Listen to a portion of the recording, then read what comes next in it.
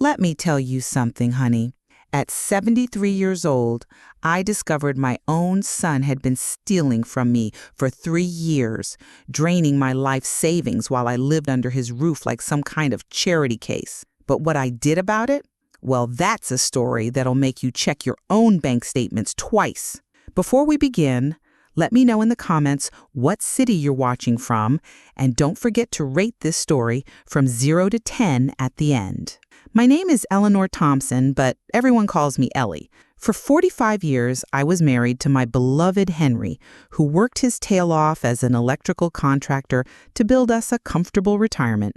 We saved every penny we could, invested wisely, and by the time Henry passed away 2 years ago, we had a nest egg of nearly $400,000 between my Social Security, his pension, and our retirement accounts. When Henry died, I thought I could manage fine on my own in our little 2-bedroom house, but my son Brandon had other ideas. Brandon is 45 years old, married to Brittany, and they have 2 teenagers, Emma and Jake. On the surface, they seemed like the perfect American family. Brandon worked in sales for a medical equipment company, Brittany was a part-time yoga instructor, and they lived in a beautiful 4-bedroom colonial in the suburbs. "Mom, you can't live alone at your age," Brandon insisted during Henry's funeral reception. "What if you fall? What if something happens? Brittany and I have been talking, and we want you to come live with us. We've got plenty of room, and the kids would love having Grandma around." At first, I resisted. I treasured my independence and wasn't ready to give up the home Henry and I had shared for 30 years. But Brandon was persistent, and Brittany seemed genuinely enthusiastic about the idea. "Eleanor, we'd love to have you," Brittany said with that bright smile of hers. "You could help with the kids, and we could take care of you. It's what family does for each other, right?" The truth was, I was lonely. The house felt so empty without Henry, and the idea of being around my grandchildren was appealing. So, 3 months after Henry's funeral, I sold our house and moved in with Brandon and Brittany. The transition seemed smooth at first. They gave me a nice bedroom on the first floor, and I tried to help around the house by cooking dinner most nights and doing light cleaning. Brandon handled the sale of my house and helped me organize my finances, as he put it. "Mom, let me set up your bank accounts so everything's easier to manage," he said one afternoon, sitting at the kitchen table with a stack of paperwork. "We can have your Social Security direct deposited into a joint account, and I'll handle paying for your expenses, medications, doctor visits, your share of the household costs." It seemed reasonable. I was getting older, and managing finances had always been Henry's department anyway. Brandon was my son, my only child, and I trusted him completely. "How much do you think my share should be?" I asked. Brandon and Brittany exchanged a look. "Well, Mom, having an extra person in the house does increase our expenses significantly. There's the additional food, utilities, the wear and tear on the house. Plus, we might need to modify some things for accessibility as you get older. We were thinking maybe $2,500 a month would be fair. That covers your room and board, plus it helps us save for any future care you might need." I nodded, trusting their judgment. My Social Security was $1,800 a month, and I was drawing about $1,200 monthly from Henry's pension. The $3,000 total seemed like it would work, with a little left over for my personal expenses. What I didn't realize was that this was just the beginning. Within the first few weeks, there were additional expenses that needed to be covered.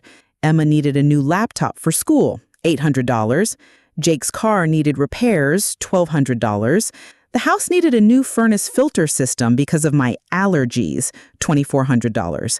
Each time, Brandon would approach me with a concerned expression and detailed explanations about why these expenses were necessary and related to my living there. "Mom, I hate to ask, but could we pull from your retirement account just this once?" became a monthly conversation. "It's just temporary until my commission check comes in," or "we wouldn't ask if it wasn't urgent." And each time I said yes. They were my family, taking care of me in my old age. The least I could do was help them through their temporary rough patch. But lately, I'd been feeling uneasy. Brandon seemed to avoid eye contact when discussing money. Brittany had become short-tempered with me over small things. as if I were a burden rather than a welcome family member.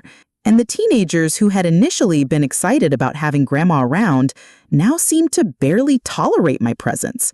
Last Tuesday, I overheard a conversation that made my blood run cold. I was in my bedroom, but the door was slightly open, and Brandon and Brittany were talking in the hallway, thinking I was napping. "How much more do you think we can get from her before she starts asking questions?" Brittany whispered. "She's not asking questions," Brandon replied. "She trusts me completely. We've got access to everything now.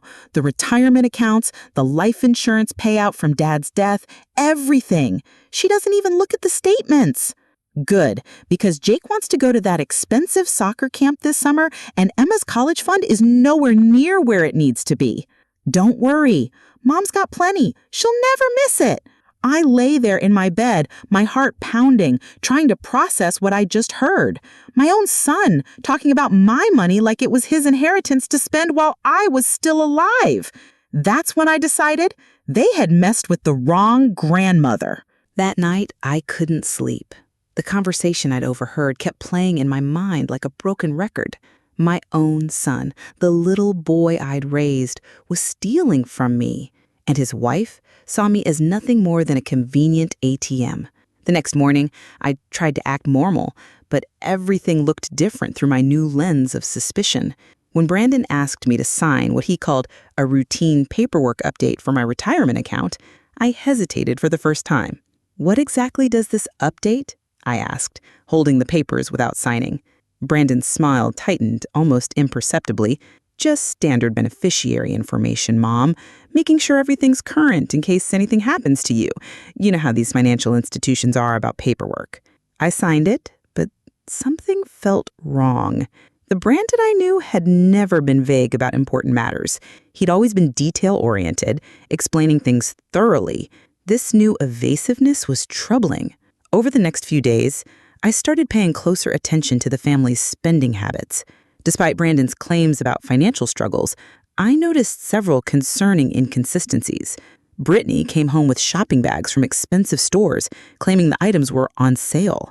Brandon mentioned needing to use my money for car repairs, but the next week he was driving a newer model SUV.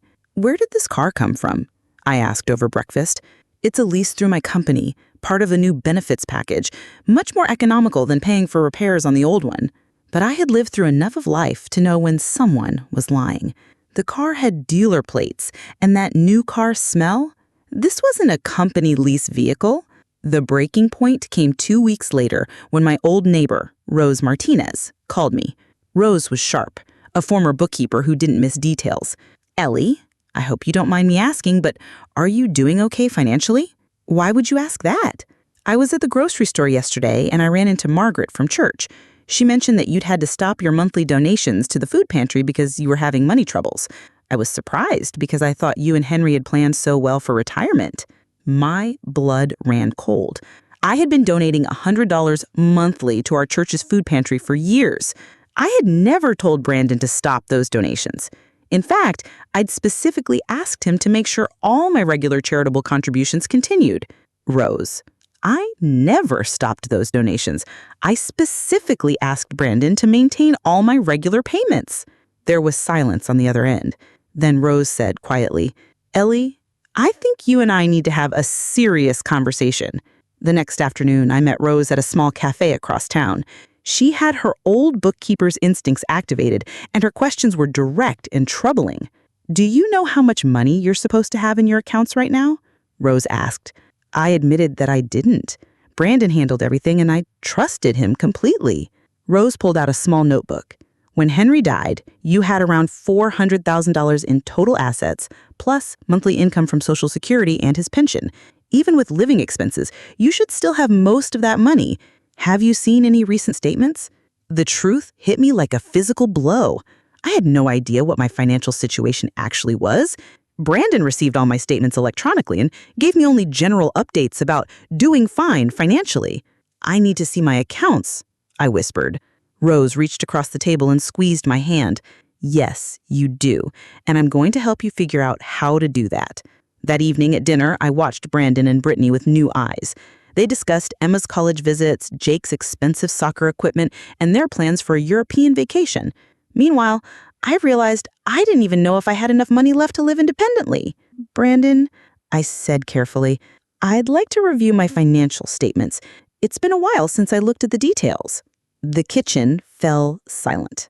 Brandon stopped chewing, and Brittany's fork froze halfway to her mouth. Mom, you don't need to worry about all those boring details. Everything's being handled properly, Brandon said finally. I know, but I'd like to see the actual statements.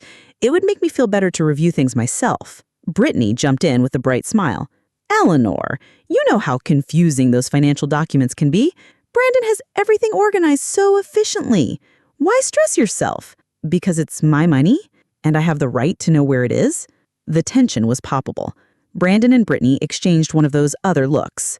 Of course you do, Mom. I'll pull together some statements for you. It might take a few days to get everything organized.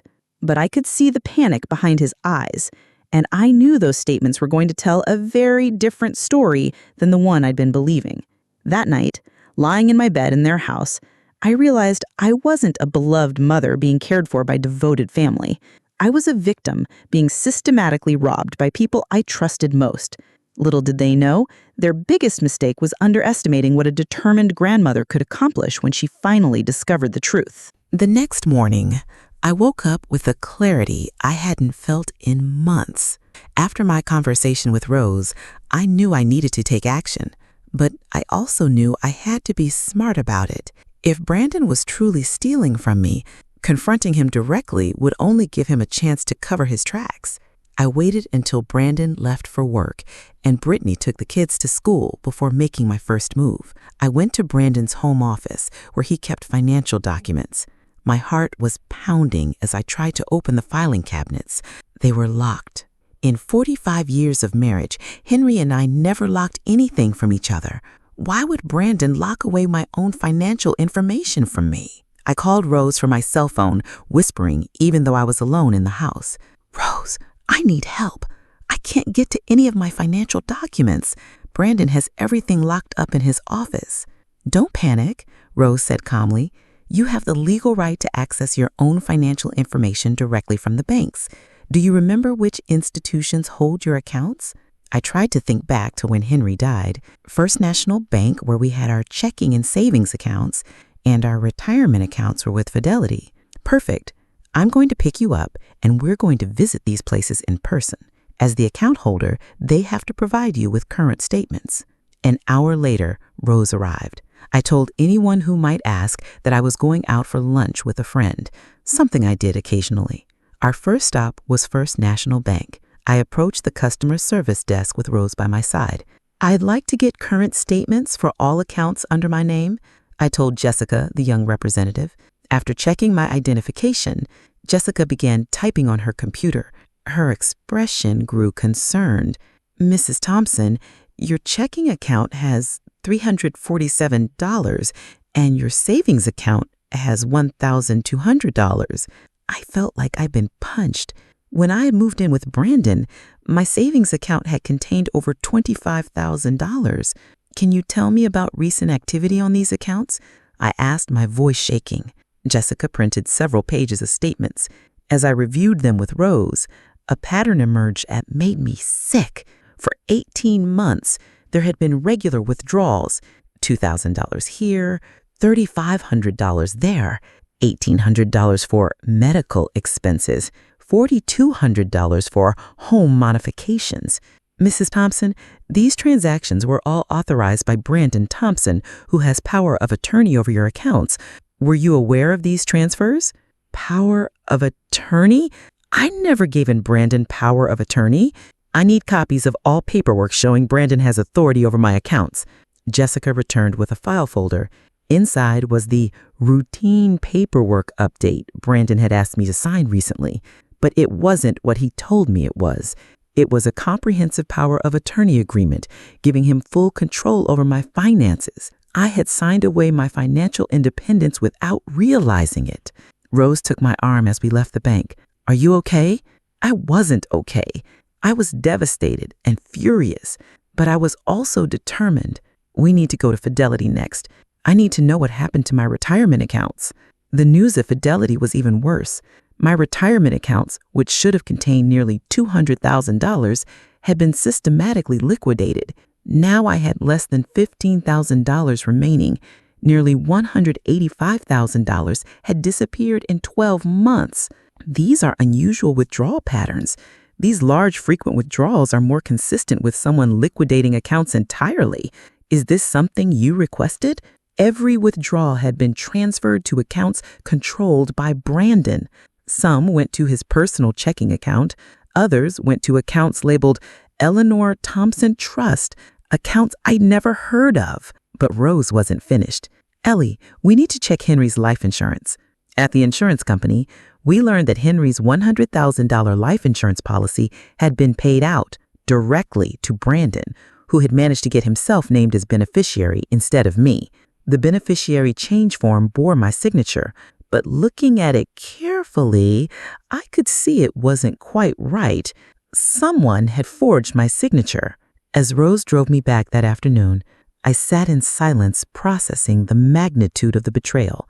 My son had stolen nearly $400,000 from me.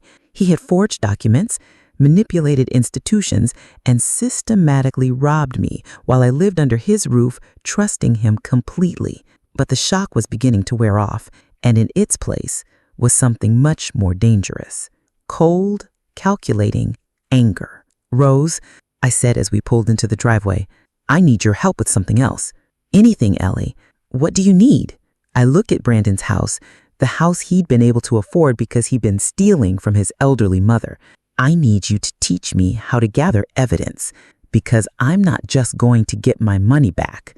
I'm going to make sure Brandon and Brittany face consequences for what they've done. Rose smiled grimly. Now you're talking. But what happened next made them realize their biggest mistake was stealing from a woman who had nothing left to lose. The next few weeks were the most challenging of my life, but also the most empowering. I had to pretend everything was normal while living under the same roof as the people who had systematically robbed me. But with Rose's help, I was building a case that would expose every detail of their fraud. Rose, it turned out, was more tech-savvy than I'd given her credit for. Her late husband had been an accountant, and she'd learned quite a bit about financial investigations over the years. More importantly, she had a grandson who worked in cybersecurity and was willing to help us, discreetly. The key is documentation, Rose explained during one of our secret meetings at the cafe. We need to build an irrefutable paper trail that shows exactly how much money was taken, when it was taken, and where it went. My first task was to secretly photograph every financial document I could find in Brandon's office.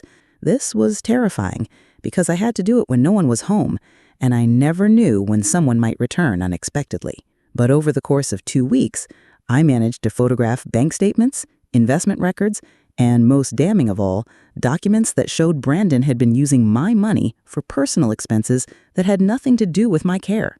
Among the evidence I found, $15,000 charged to my accounts for Brittany's yoga teacher certification program, $8,500 for Brandon's golf club membership and equipment, $12,000 for a family vacation to Hawaii that I was told I was too frail to join, $25,000 for Emma's car, a luxury vehicle that Brandon had claimed was a necessity for her college applications, and $18,000 for home renovations to the kitchen and master bathroom, improvements that benefited Brandon and Brittany's private spaces, not my living situation. Rose's grandson, Miguel, helped us trace the electronic transfers and discovered that Brandon had created multiple accounts in my name without my knowledge. These Eleanor Thompson Trust accounts were being used to move money around and obscure the paper trail. This is sophisticated financial fraud, Miguel told us during a meeting at Rose's house. Your son set up these accounts to make it look like you were making legitimate transfers for your own benefit, but in reality, he was just moving your money into accounts he controlled. But the most shocking discovery came when I managed to access Brandon's personal computer while he was at work. Rose had taught me how to check browser history and save documents, and what I found made me physically ill. Brandon had been researching elderly care facilities, not quality facilities where I might be comfortable, but the cheapest possible options. He had saved brochures and pricing information for state-run nursing homes and budget-assisted living facilities. In one document, he'd calculated that placing me in a low-cost facility would save him approximately $30,000 per year compared to having me live in his house. Even more disturbing, I found email exchanges between Brandon and Brittany from 6 months ago discussing the mom situation. In these emails, they talked about me like I was a burden they were eager to eliminate. "She's getting more suspicious about the money," one email from Brittany read. "Maybe it's time to start looking at those facilities you researched. We could tell her it's for her own safety." Brandon's response was cold and calculating. "Not yet. I want to get at least another $50,000 out of her accounts before we make that move. Once her money is gone, then we can put her somewhere cheap and claim we can't afford better." Reading those emails, I realized that not only had they stolen my money, but they had been planning to abandon me in a substandard care facility once my usefulness as a source of funds was exhausted. That night, I called Rose from my bedroom, whispering into the phone, "Rose, I found something terrible. They're planning to put me in a nursing home as soon as they've taken the last of my money. Ellie, that's actually good news for our case. It shows premeditation and long-term intent to defraud you. But more importantly, it means we need to act fast. How much money do you think you have left?" Based on the documents I'd found, I estimated that I had less than $20,000 remaining across all my accounts. At the rate Brandon was draining my funds, I would be financially destitute within 6 months. "Then we moved to the next phase," Rose said. "Tomorrow we're going to the police." But I had learned something important during those weeks of investigation. The legal system moves slowly, and financial fraud cases can take months or years to resolve.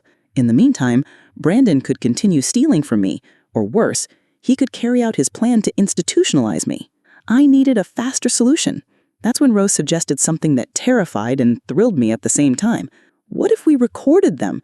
If we could get Brandon and Brittany to admit what they've done on video, we'd have evidence that no lawyer could dispute. The idea of secretly recording my own son felt like a violation of everything I believed about family trust and loyalty. But then I remembered those emails. The casual way they discussed my future as if I was a piece of furniture to be disposed of when I was no longer useful. How would we do it? Miguel provided the technical solution, a small recording device that looked like a pen, capable of recording several hours of audio and video. The plan was simple, but nerve-wracking. I would find a way to confront Brandon and Brittany about the money, but instead of accusations, I would ask innocent questions designed to get them to explain their actions. The key is to sound confused and trusting, not suspicious, Rose coached me. Ask them to help you understand where your money went. Let them think they're still fooling you. 2 days later, the opportunity presented itself perfectly. Brandon received another investment opportunity that would require a $25,000 contribution from my accounts. Instead of agreeing immediately, I decided to ask some questions. That evening at dinner, with my hidden recording device activated, I started the conversation that would change everything. The look that passed between Brandon and Brittany was priceless, and it was all being recorded. "What do you mean, Mom?" Brandon asked, but I could hear the tension in his voice. "Well, I started with quite a bit of money when I moved in here, and it seems like it's going very quickly. I'm just wondering if maybe we need to be more careful about expenses." What followed was 45 minutes of the most revealing conversation of my life, and every word of it was being recorded. By the end of that evening, I had audio and video evidence of Brandon and Brittany admitting to taking my money for personal expenses, discussing their plans to place me in a care facility, and even laughing about how easy it had been to get me to sign over my financial control. But what happened next would prove that they had severely underestimated what this grandmother was capable of when pushed too far. Armed with boxes of evidence and damning recordings, Rose and I knew we had enough to take legal action. But we also knew the legal system could take years, and I might not have years. At 73, every day mattered, and I wanted justice to be swift and public. That's when Rose made a suggestion that seemed completely crazy at first. "Ellie, what if we put this story online? My grandson Miguel says there are websites and social media platforms where stories about family fraud get a lot of attention. Sometimes public pressure can be more effective than waiting for the courts." I had never used social media in my life. I barely knew how to send emails. But Miguel was patient and enthusiastic about helping expose what he called elder financial abuse. Grandma Rose's friend, he said respectfully, your story is exactly the kind of thing that needs to be shared. There are thousands of elderly people being scammed by family members, and most of them are too embarrassed or scared to do anything about it. If you're brave enough to speak out, you could help a lot of people. Miguel helped me create accounts on several platforms and taught me how to use a smartphone to record videos. My first video was shaky and awkward. I was clearly nervous about being on camera, but my story was compelling. My name is Eleanor Thompson. I'm 73 years old, and my son has stolen nearly $400,000 from me over the past 2 years. I trusted him to manage my finances after my husband died, but instead of taking care of me, he's been systematically draining my life savings while planning to abandon me in a cheap nursing home. I posted this video along with photos of key documents, bank statements showing the mysterious withdrawals, emails discussing their plans to institutionalize me, and recordings of Brandon admitting to taking my money for personal expenses. The response was immediate and overwhelming. Within 24 hours, my video had been viewed over 50,000 times. Comments poured in from people sharing similar experiences, expressing outrage on my behalf, and offering advice and support. Local news stations began reaching out to me, wanting to interview me about elder financial abuse. But the most satisfying response came from Brandon and Brittany themselves. I was in the kitchen making coffee when Brandon stormed in holding his phone and looking absolutely furious. "Mom, what is this?" He shoved the phone in my face, showing my viral video. "People are calling me at work asking if I'm the son who stole from his mother. My boss wants to know if I'm under investigation for fraud." I looked at him calmly, no longer afraid of his anger. "It's the truth, Brandon. Everything in that video is documented fact." Brittany appeared in the doorway, her face flushed with rage. "Eleanor, how could you do this to our family? Do you have any idea what you've done to our reputation? Emma's friends are showing her videos about her criminal father." "Maybe you should have thought about that before you stole my money," I replied quietly. The next few days were chaotic. My story was picked up by local news, then regional news, then national news. 73-year-old grandmother exposes her son's financial fraud became a headline across multiple platforms. Interview requests came in from television shows, newspapers, and podcasts. More importantly, law enforcement took notice. The police department's financial crimes unit called me directly after seeing the news coverage. The district attorney's office opened an investigation. Adult Protective Services scheduled a visit to evaluate my living situation. But the real power of social media became clear when complete strangers began offering help. A lawyer who specialized in elder financial abuse offered to represent me pro bono. A certified public accountant volunteered to audit my financial records and trace every stolen dollar. Local businesses offered to donate money to help me get back on my feet. Most touching were messages from other elderly people who had experienced similar abuse but had been too afraid or ashamed to speak up. My story was giving them courage to take action in their own situations. One message particularly moved me. "Mrs. Thompson, I'm 68 years old, and my daughter has been stealing from me for 3 years. I thought I was the only one this had happened to, and I was too embarrassed to tell anyone. Watching your videos gave me the courage to call the police. Thank you for showing me that I don't have to be a victim." Within a week, my original video had been viewed over 2 million times.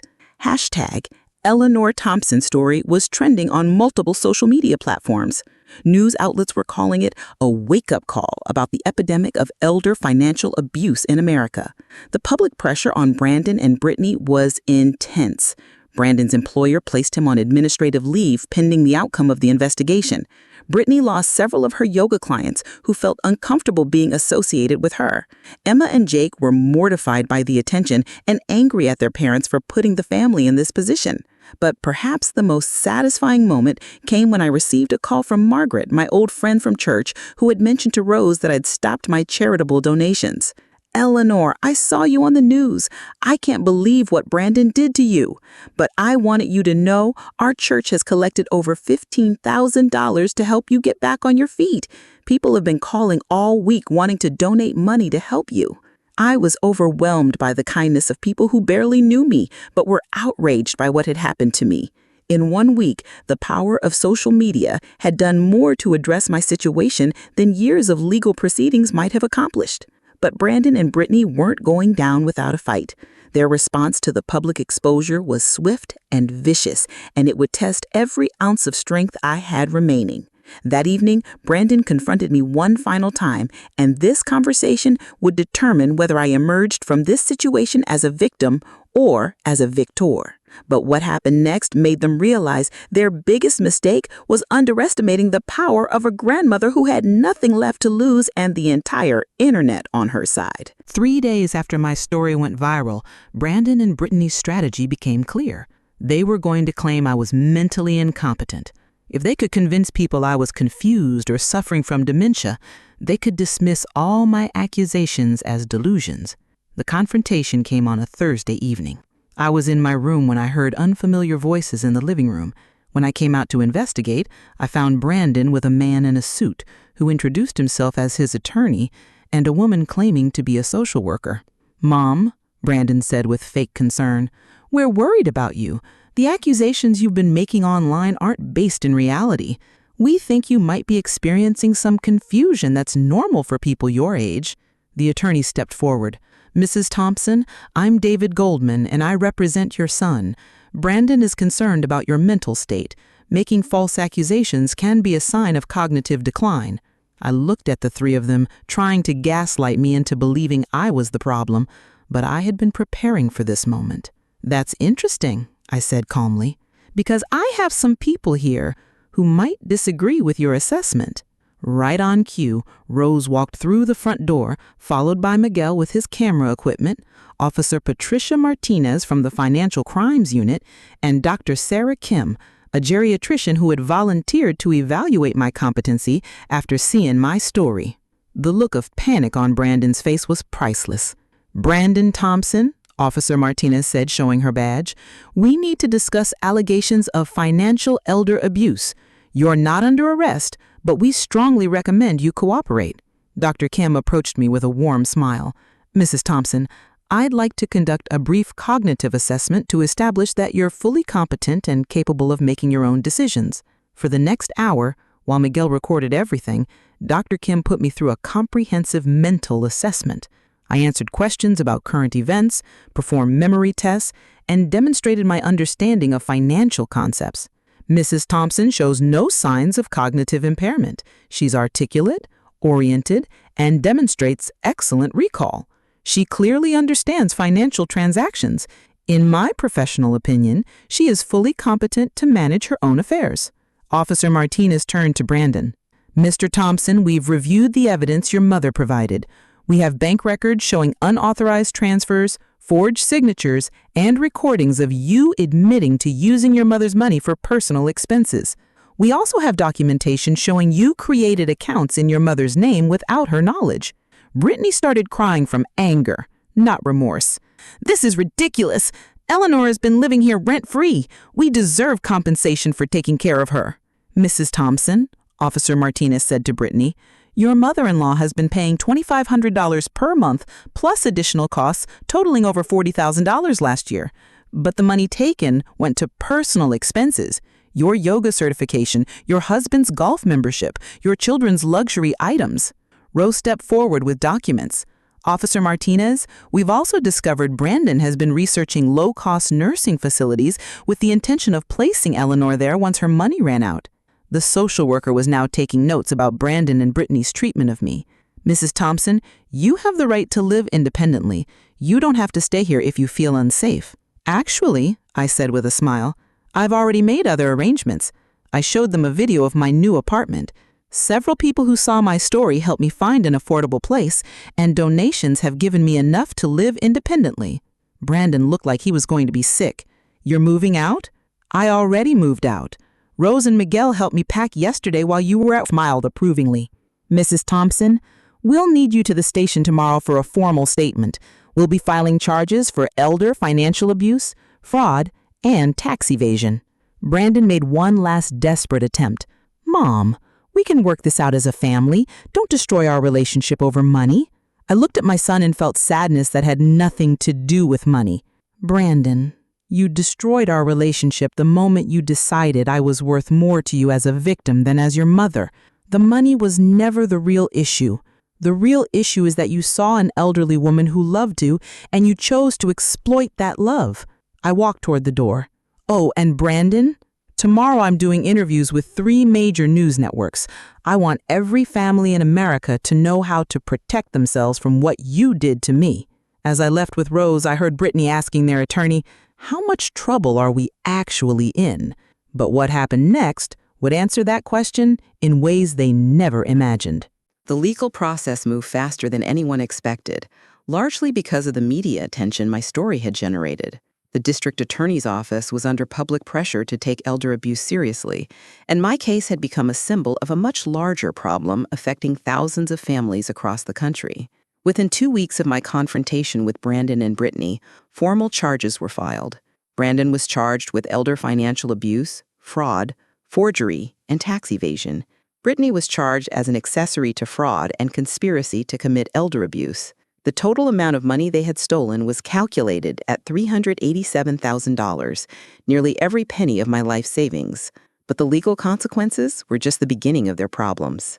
Brandon's employer, a medical equipment company that required employees to maintain high ethical standards, terminated his employment immediately after the charges were filed. The company issued a public statement distancing themselves from Brandon and emphasizing their commitment to protecting vulnerable populations, which included many of their elderly clients. Brittany's yoga studio asked her to stop teaching classes after several clients complained that they felt uncomfortable being instructed by someone charged with elder abuse. Her personal training certifications were suspended pending the outcome of the legal case.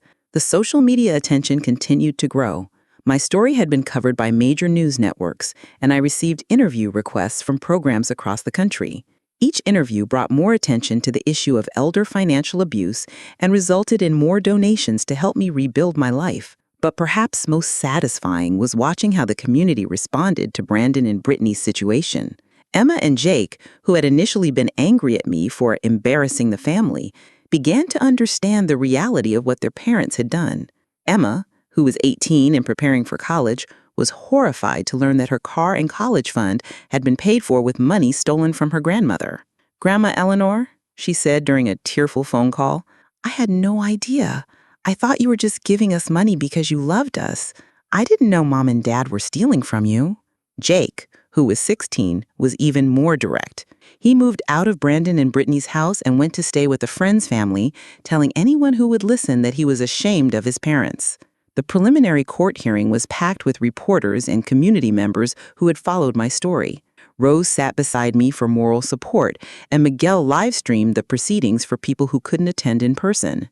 When the judge read the charges against Brandon and Brittany, the scope of their fraud became clear to everyone in the courtroom.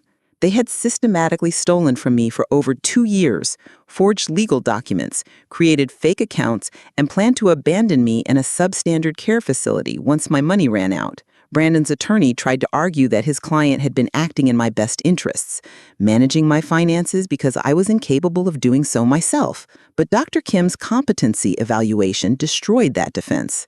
The prosecutor also presented evidence showing that Brandon had used my money for personal luxuries that had nothing to do with my care. "Your Honor," the prosecutor said, "this case represents elder abuse at its most calculated and cruel.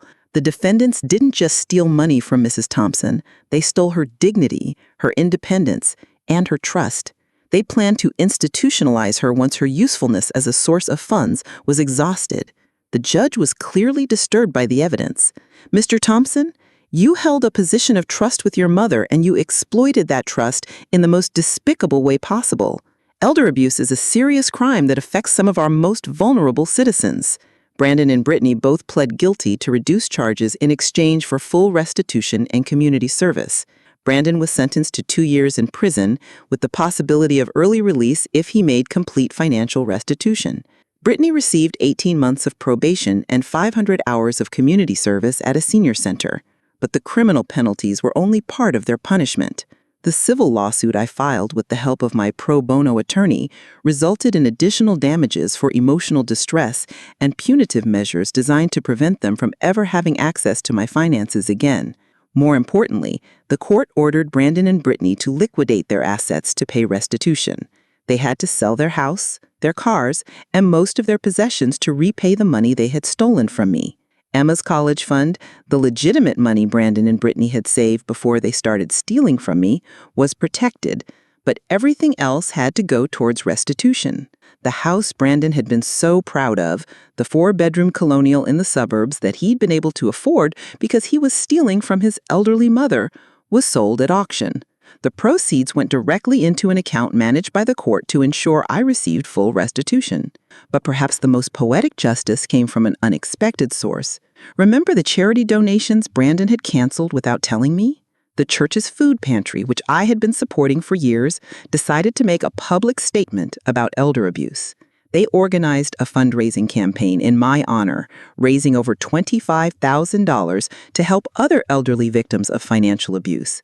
The pastor announced the campaign during a Sunday service that Brandon and Brittany's former neighbors attended. Eleanor Thompson was a faithful supporter of our food pantry for years. When her own son stole from her, one of the things he took away was her ability to help others. Today, we're going to make sure she can continue her charitable work and help other elderly people who have been victimized by family members. 6 months after the legal proceedings began, I had recovered 95% of the money Brandon and Brittany had stolen from me. The remaining 5% was covered by donations from strangers who had followed my story and wanted to help. But the money was never really the point.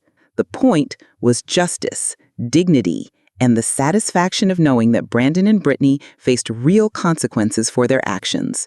More importantly, my story had inspired other elderly people to speak up about their own experiences with financial abuse. I received hundreds of letters from people who had been victimized by family members but had been too afraid or ashamed to seek help. One letter particularly moved me. Dear Mrs. Thompson, I'm 89 years old and my daughter has been stealing from me for 5 years. I was too embarrassed to tell anyone because I thought people would think I was stupid for trusting her. Your courage gave me the courage to call the police. Last week, my daughter was arrested and I'm finally free. Thank you for showing me that I deserve better. That's when I realized that my personal victory had become something much larger, a movement to protect elderly people from the family members who should have been protecting them. But the ultimate victory was still to come, and it would prove that sometimes the best revenge is simply living well. 1 year after I first discovered that Brandon had been stealing from me, I was standing on the stage at the National Conference on Elder Rights, preparing to receive the Courage in Advocacy Award for my work in exposing elder financial abuse. My life had changed in ways I never could have imagined. The shy, trusting woman who had moved in with her son 2 years earlier was gone, replaced by a confident advocate who had become the face of a national movement to protect elderly people from financial exploitation. My story had been featured in documentaries, academic studies, and policy discussions at the highest levels of government. I had testified before Congress about the need for stronger protections for elderly Americans. I had been consulted by law enforcement agencies about how to identify and investigate elder abuse cases. But most importantly, I had helped hundreds of other elderly people find the courage to speak up about their own victimization. The foundation I had established with the donations from my story, the Eleanor Thompson Foundation for Elder Protection, had grown into a national organization that provided legal assistance, counseling services, and educational resources for elderly victims of financial abuse. Ladies and gentlemen, the conference moderator announced, please welcome this year's recipient of the Courage and Advocacy Award, Eleanor Thompson. As I walked across the stage to accept the award, I thought about the journey that had brought me to this moment. 2 years ago, I was a victim, scared, confused, and financially devastated by the people I trusted most. Today, I was a survivor who had turned her pain into purpose. Thank you, I said, holding the crystal award in my hands. 2 years ago, I was a 73-year-old woman who discovered that my own son had stolen nearly $400,000 from me.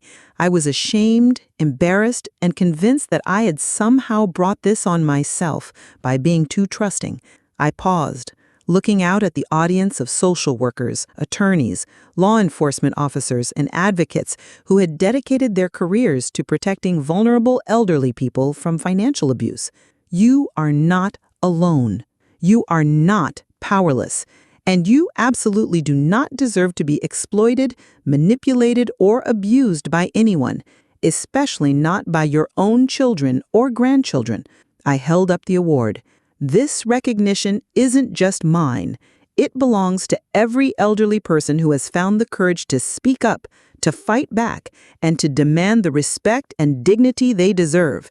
It belongs to people like Rose Martinez, who helped me investigate my son's fraud. It belongs to people like Dr. Kim, who evaluated my mental competency and confirmed that I was perfectly capable of managing my own life. And it belongs to every police officer, prosecutor, and advocate who takes elder abuse seriously. The applause was thunderous, but I wasn't finished.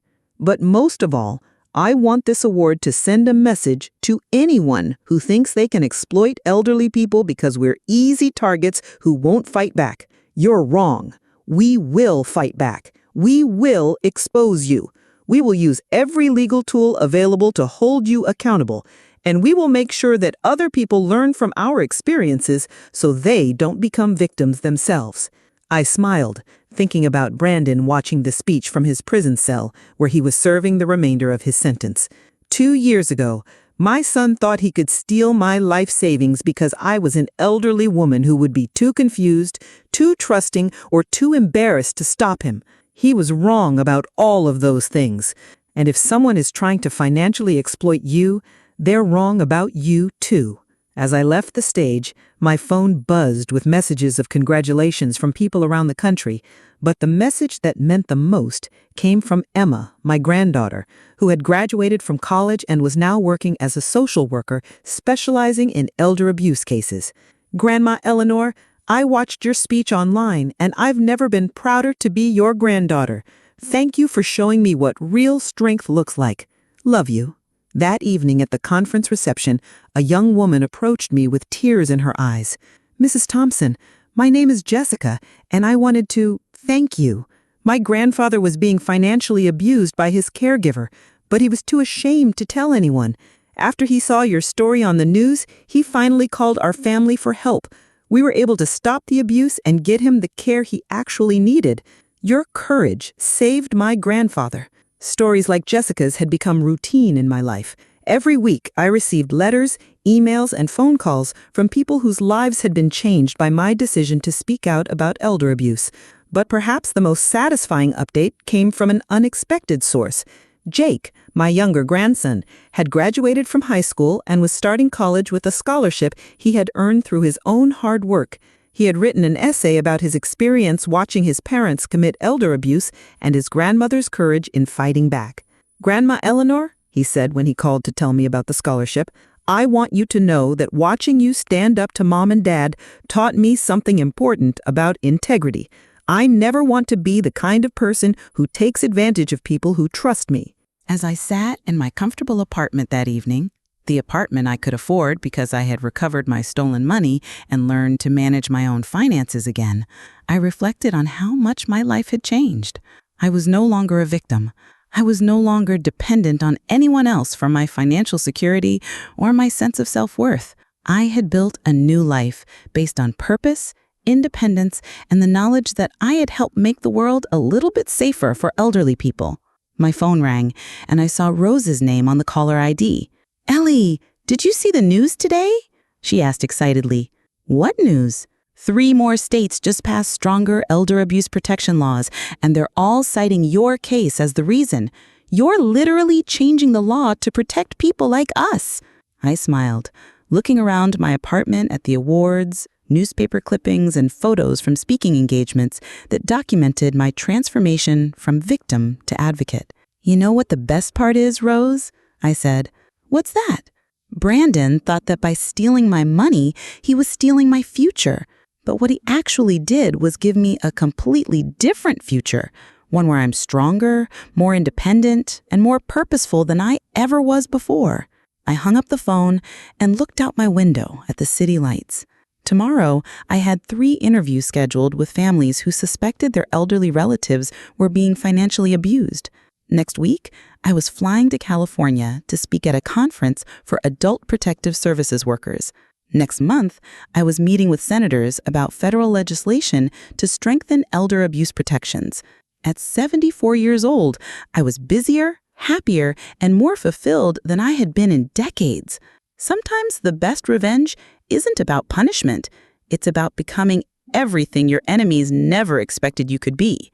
Brandon had tried to reduce me to nothing more than a source of money to be drained dry and then discarded.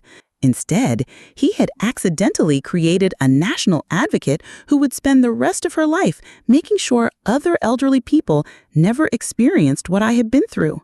And that, my friends, is the sweetest revenge of all.